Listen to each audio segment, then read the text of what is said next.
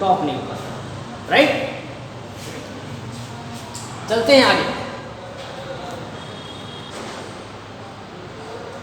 From here, after all we do possess the primary tools of filmmaking, the complaint of the technician not withstanding mechanical devices such as the crane shot and the process shot are useful but by no means indispensable. अब इस paragraph में बताया जा रहा है the poses अधिकार primary tools.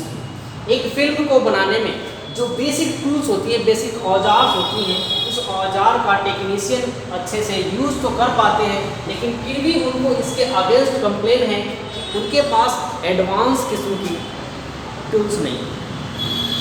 जब उसके पास एडवांस किस्म की टूल्स होगी then he will do the best, okay. और इसी बात का टेक्नीशियन कंप्लेन करते हैं, कहते हैं कि हमारे पास जो डिवाइसेस हैं वो क्रेन शॉट लेने के लिए, प्रोसेस शॉट लेने के लिए यूज़फुल तो है लेकिन बहुत ज़्यादा यूज़फुल नहीं है। यूज़फुल तो है लेकिन बहुत ज़्यादा यूज़फुल नहीं है। बाय नो मीन्स डिस्पेंसेबल, है ना। यूज़फुल है लेकिन डिस्पेंसेबल नहीं है वो टूल्स जो उसके पास ऑलरेडी है। व्हाट आर सिनेमा नीड एवं everything else is style, idioms, sort of iconography of cinema which would be a uniquely and recognizably Indian movie। अब बताया जा रहा है कि हमारे सिनेमा को किस बात की ज़रूरत है। स्टाइल की ज़रूरत है, इडियम्स की ज़रूरत है, आइनोग्राफी की ज़रूरत है, या फिर यूनिकली रिकॉग्नाइजेशन की ज़रूरत है। अब ये सत्यजीत राय क्वेश्चन कर रहे हैं कि क्या हमारे मूवी को किस बात की ज़रूरत है, उसमें स्टाइल की कमी है या फिर उसमें इडियम्स की कमी है। इडियम्स मतलब जो उसमें जो कैरेक्टर होते हैं मूवी में, उसका जो डायलॉग होते हैं उसकी कमी है, या फिर उसमें उसकी पहचान की कमी। इंडियन फिल्म को किसी पहचान की कमी नहीं, इसको सारी दुनिया जानती है, लेकिन सारी दुनिया इंडियन फिल्म को देखना पसंद नहीं करती। इसकी वजह क्या है? एडवांस टूल नहीं होना, और जब एडवांस टूल नहीं है तो एडवांस मूवी नहीं बना पाते, okay. The majority of our film are replete with such virtual dissonance, but the truly Indian movie should steer clear of such inconsistencies and look for its material in the more basic aspect of Indian life, where habit and speech, dress and manner, background and background blend into a harmonious whole. अब जो मैं बात शुरू से आपको बताया जा रहा था वो बात यहीं पे लिखा हुआ है कि हमारे इंडियन फिल्म में हमारे इंडियन लाइफ पे फोकस नहीं किया जाता है। हमारे इंडियन फिल्म में हमारे इंडियन लाइफ पे फोकस नहीं किया जाता है, हमारे इंडियन मटेरियल को यूज़ नहीं किया जाता है, हमारे हैबिट को यूज़ नहीं किया जाता है, हमारे हैबिट को यूज़ नहीं किया जाता, हमारे स्पीच को यूज़ नहीं किया जाता, हमारे ड्रेस को यूज़ नहीं किया जाता, हमारे मैनर को यूज़ नहीं किया जाता, इवन फिल्म के बैकग्राउंड में भी नहीं और उसके फोरग्राउंड में भी नहीं किया जाता। अब जब आज के जनरेशन में जब मूवी देखते हैं तो उसमें दिखाएगा लंदन का सीन, अमेरिका का scene, Switzerland, Singapore, Malaysia, Dubai, यहाँ का सीन, लेकिन इंडियन फिल्म में इंडिया का बैकग्राउंड दिखाना हमारे डायरेक्टर के लिए शर्मिंदगी की बात होती है। इसीलिए सत्यजीत राय साहब कह रहे हैं it is a very necessary to afford और to display our Indian life in a big format.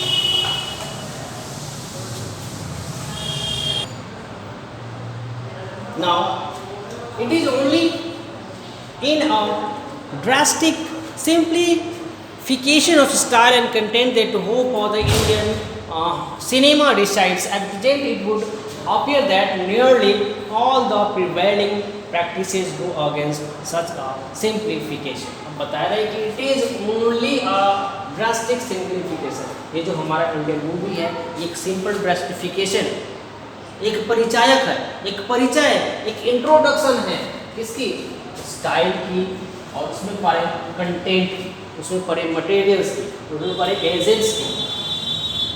And that hope for the Indian cinema decide, कहा जा रहा है कि जो आज इंडियन सिनेमा में स्टाइल और कंटेंट को परोसा जाता है, उसे उम्मीद है कि एक किसको उम्मीद है? सत्यजीत साहब को एक दिन उम्मीद है कि ये इंडियन सिनेमा से रिसाइड कर दिया जाएगा, हटा दिया जाएगा।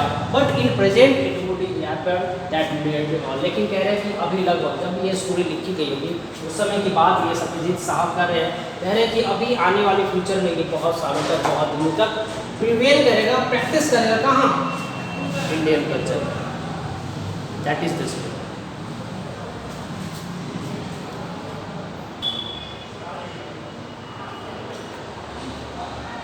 अब बात करते हैं starting a production without adequate planning, sometimes even without shooting script, पहचान for conversation of a plot and counter plot rather than strong simple unidirectional narrative. बताया जा रहा है कि किसी भी प्रोडक्शन को स्टार्ट करने से पहले अगर उसके बारे में कोई प्लानिंग नहीं किया गया, उस मूवी के बारे में प्लानिंग नहीं किया गया, then it can be a shooting script. कह रहा है कि बिना किसी स्क्रिप्ट की वो मूवी, जैसे बिना होमवर्क का क्लास में पहुंचा। सत्यजीत राय साहब कह रहे हैं कि इंडियन फिल्म को स्टार्ट करने से पहले उसकी स्टोरी लिखी जाती है, उस पर काम किया जाता है, उसकी प्लानिंग की जाती है, उसको होमवर्क की जाती है। जब वैसे ठीक वैसे ही जैसे आप अपने क्लास को ज्वाइन करने से पहले होमवर्क करते हैं। लेकिन अगर ये नहीं किया गया, it can't be a very good script and can't be a very good movie continuously rather than the strong and simple and directional narrative. Then the practice of the sandwich, reaching musical member in the most lyrical situation, the habit of shooting indoors in a country which is all a landscape and at a time when all other countries are turning to the documentary for inspiration, or this stand in the way of the evaluation of distinctive style. अब कहा जा रहा है कि जब Indian movie को product किया जाता है, प्रोडक्शन किया जाता है, उसकी शूटिंग होती है, तो उसकी शूटिंग इंडोर होना चाहिए, हमारे कंट्री में ही होना चाहिए। जब ये हमारे कंट्री में उसकी शूटिंग होगी तो हमारे बैकग्राउंड में, उस मूवी के बैकग्राउंड में हमारा लैंडस्केप दिखेगा, हमारी भूमि दिखेगी, हमारा झाड़ी दिखेगा, हमारा गांव दिखेगा, हमारा शहर दिखेगा, और तब उसकी प्रशंसा, लोग अपने शहर की प्रशंसा करेंगे। कब? जब इसे हमारे कंट्री के अंदर ही फोकस किया जाएगा, तब उसकी डॉक्यूमेंट्री की जाएगी तब। लेकिन इसके लिए बताया जा रहा है कि इंस्पिरेशन की ज़रूरत है, इसके लिए इंस्पिरेशन की ज़रूरत है। अब इंस्पिरेशन की ज़रूरत किसको है? ऑब्वियसली डायरेक्टर और प्रोड्यूसर को जो मूवी बनाते हैं उनको इंस्पिरेशन की ज़रूरत है, उनको बताना पड़ेगा, नहीं तो वो ऐसे ही जाकर लंदन, अमेरिका, जापान में मूवी बनाते रहेंगे और हमारा इंडिया पीछे का पीछे चला जाएगा। Stand in the way of the revolution of distinctive style. ये क्या करता है? हमारे इंडियन मूवी के प्रोग्रेस में बाधा डालता है जब हम विदेशों में ले जाकर शूटिंग करते हैं। एक तो विदेश में जाने में करोड़ों लाखों खर्च होता है, अगर यही खर्च हम इंडिया में करेंगे तो हमारा इकोनॉमी बढ़ेगा। लेकिन ये प्रोड्यूसर डायरेक्टर क्या करता है? विदेश में जाकर करोड़ों और वो खर्च करते हैं और वहाँ की इकोनॉमी को बढ़ाते हैं। हमारा इकोनॉमी तो गया नीचे तेल लेने।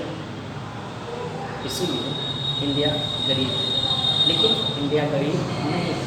इंडिया गरीब नहीं, पूछो क्यों नहीं है? मैं बताता हूँ। आज इस बंदी में लोग को पूछो, बोलो खाने के लिए पैसा नहीं है, बोलेंगे खाने के लिए पैसा नहीं, बहुत कंगाल स्थिति चल रही है। लेकिन देखो रोड पे 20 रुपये का सिगरेट ढूंढते हुए मिलेगा। बता लीजिए कि जिस देश का जनसंख्या 20 रुपये का सिगरेट पी सकता है वो कभी भूखा है? इम्पॉसिबल। अब जिस देश की जनसंख्या 2 किलोमीटर लाइन लग के दारू की दुकान पे खड़ा है, वो भी 70% ज़्यादा टैक्स देकर 1000 की अगर दारू है तो उसको 1700 रुपये में मिलेगी। 70% टैक्स बढ़ाकर जब जनता को दी जाती है, तब भी जनता 2 किलोमीटर तक लाइन में लगी हुई है कि दारू लेकर ही रहे। बताइए, उस देश की जनसंख्या, उस देश की पब्लिक गरीब है? कभी नहीं, नेवर। वो भूखा मर ही नहीं सकता। बेवकूफ़ बनाता है वो कि गरीब है। नेता लोग बेवकूफ़ बनाते हैं कि इंडिया गरीब है। इंडिया गरीब नहीं है। बात समझ गया ना?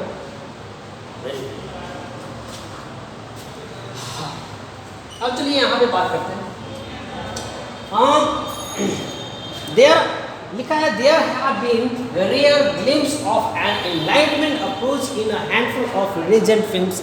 इप्टा धरती के लाल is an instant of a strong simple theme put over this style honesty and technical combination. Sankar's Kalpana and imitable and highly individual experiment shown a grasp of filmic moment and respect of tradition.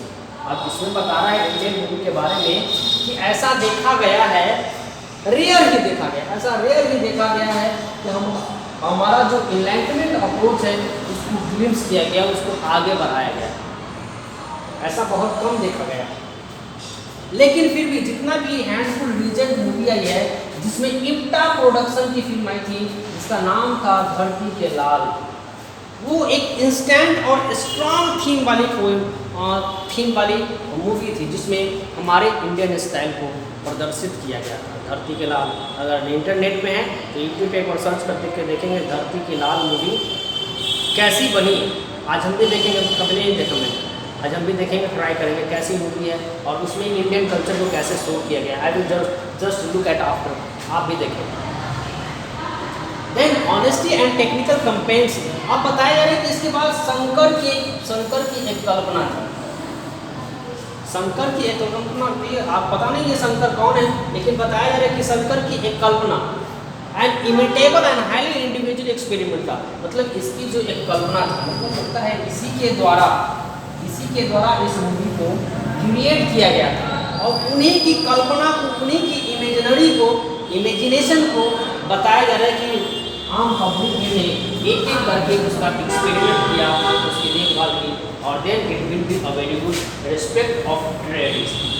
Business का बहुत बड़ा केंद्र बना कौन सा, धरती का लाल। इसके आगे बढ़ते हैं। From here the raw material of cinema is life itself, and it is incredible that a country which has inspired so much painting, music, poetry should fail to move the filmmaker, and he has only to keep his eye open and his ears let him use। अब इस paragraph में last है, आपके story का last paragraph है जिसमें बताया जा रहा है कि सिनेमा में लाइफ खुद को, जो हमारा जीवन है उसी को as a raw material use करना चाहिए, as a raw material use करना चाहिए। And it is a incredible, बताया जाए कि एक बहुत ही सुंदर वर्क होगा जो हमारे कंट्री को इंस्पायर करेगा, हमारे इंडिया को इंस्पायर करेगा, जिसमें दिखाएगा क्या, हमारे इंडियन पेंटिंग को, हमारे इंडियन म्यूजिक को, हमारे इंडियन पोएट्री को दिखाया जाना चाहिए। कब, इंडियन मूवी में। अगर नहीं दिखाएंगे it will be fail and has only to keep this eyes. अब हमें क्या करना चाहिए, बताया जा रहा है कि हमें अपने आंखों को खुला रखना चाहिए, आंखों को और कानों को खुला रखना चाहिए, और जो डायरेक्टर है हमारे इंडिया में उन्हें उनका काम करने देना चाहिए। लेट हिम डू सो, जैसा हमने ऊपर वर्णन किया है वैसा उन्हें करना चाहिए। समझ रहे हैं बात को? आपके यहाँ पे लेसन फिनिश हो गया। अब उस लेसन से रिलेटेड क्वेश्चन को आंसर हमने बता दिए हैं और कुछ क्वेश्चन यहाँ भी हैं, कुछ फिल इन द ब्लैंक्स वो हम बताते हैं। आपका क्वेश्चन आंसर बी 1.2 रेडी है, जिसमें आप देख रहे हैं fill in the blanks. First number based, यहाँ पर लिखा हुआ based, stories have been written based on Hollywood success. Second number, you should be realise that the average American film is bad model. Third number, after all we do poses, POSSES, poses the primary tools, and the fifth one, for the fourth one is the majority, MAGORITY, majority of our Indian movie। ये आपका fill the blanks complete हुआ। फिर देखते हैं इसके आगे क्या है।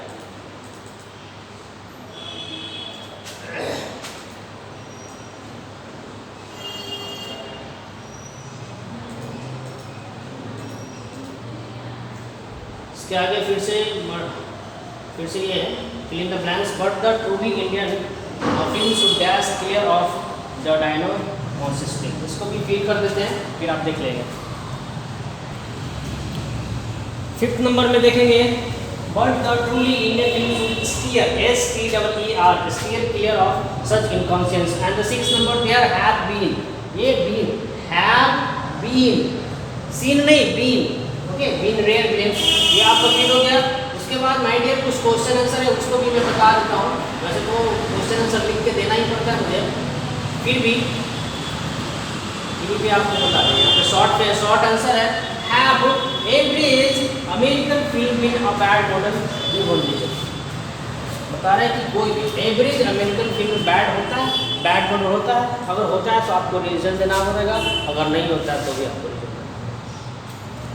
Second number, mention one thing और feature which Indian films need. अब इंडियन फिल्म में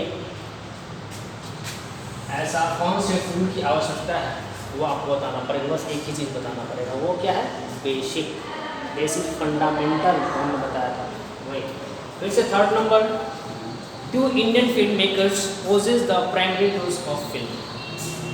यस और नो में आंसर देना है। Do Indian film maker possess the primary tools of Indian film? Yes, आपने चैप्टर में पढ़ा था, यस में आंसर देना होगा।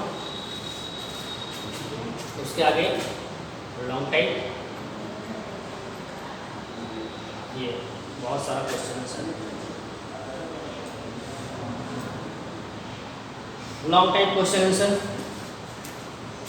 First number, what our cinema needs above everything is style or idioms or sort of iconography or cinema of his cinema which would be uniquely and recognizably Indian. How far this applies to the Indian movie discuss. अब ये जो आप देख रहे हैं, ये आपके book के किसी पैराग्राफ में जो हमने आपको ऑलरेडी बताया। अब ये जो लाइन है, ये जो पैराग्राफ है, ये इंडियन सिनेमा पे, आज की इंडियन सिनेमा पे किस तरह का प्रभाव डालता है, इसको डिस्कस करते हैं। Second number, should cinema be looked upon as a form of creative expression the reason. अब कह रहे हैं क्या आज का सिनेमा एक क्रिएटिव एक्सप्रेशन के जैसा दिखना चाहिए? यस और नो में देना है। अगर यस करेंगे तो भी रीजन बताना पड़ेगा, अगर नो करेंगे तो भी रीजन बताना पड़ेगा। Third number, do you think that Indian films have certain basic weakness illustrated your answer citing example for the film you have been seen। अब कह रहा है कि आप क्या सोचते हैं इंडियन मूवी के बारे में, उसकी सर्टेन बेसिक पॉइंट क्या है, बेसिक वीकनेस क्या है। अगर आपने किसी इंडियन मूवी को देखा है तो उसमें से आपने क्या पाया, वो आप अपने इलस्ट्रेट करके आप अपना आंसर बनाएंगे, खुद का एक्सपीरियंस देना है। Fourth number, what is the most dominant fluent of the Indian film. सबसे मोस्ट डोमिनेंट मतलब इंडियन फिल्म को सबसे नीचे ले जाने वाली कौन सा तत्व है, वो तत्व के बारे में आपको जानकारी देनी है कि what aspect of the American film to our films imitate. कह रहा है कि अमेरिकन फिल्म्स क्या हमारे फिल्म को इमिटेट करता है, क्या हमारी इंडियन फिल्म को अमेरिकन फिल्म कॉपी करता है? अगर करता है तो आपको जस्टिफाइड आंसर देना। I hope you would get the lesson very well. After this video, you will be sent the question answer from related lesson. Okay, be very careful. Complete the note copy. Even you have to learn the answer too for the examination. Okay. मिलेंगे अगले class में अगले video में। घर में रहें, सुरक्षित रहें। Goodbye. See you.